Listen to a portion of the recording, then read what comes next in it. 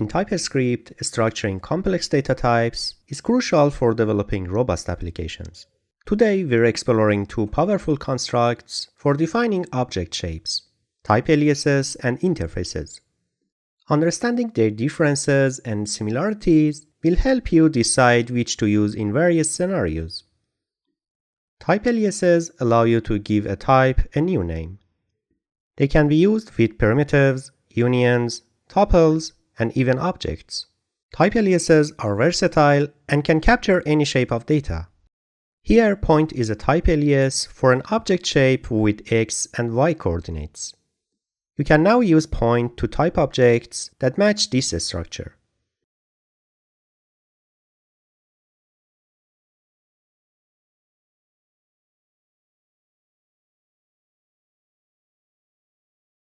Interfaces, on the other hand, are specifically designed for naming object types.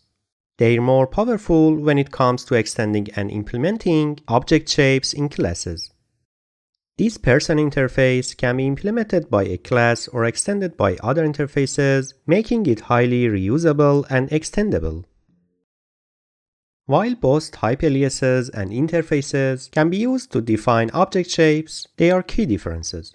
Type aliases cannot be reopened to add new properties, whereas interfaces are open and can be extended. Type aliases are ideal for complex type definitions like unions or intersections that might not fit the traditional object model. Interfaces excel in defining contracts for classes or for when you need to extend existing types. Use type aliases when you need a union or tuple type, or when you require a specific complex shape that doesn't fit the mold of an interface. Opt for interfaces when you're defining the shape of objects that will be used across your application, especially if extensibility is a concern.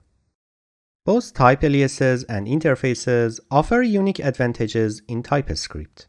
Your choice between them depends on the specific needs of your project and your coding style preferences. If you found this tutorial helpful, you can get the complete course on Udemy, where you will find code assignments, quizzes, and more detailed lessons to enhance your TypeScript skills.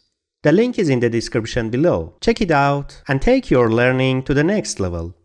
Don't forget to like, subscribe, and hit the notification bell so you won't miss any updates. See you in the next video.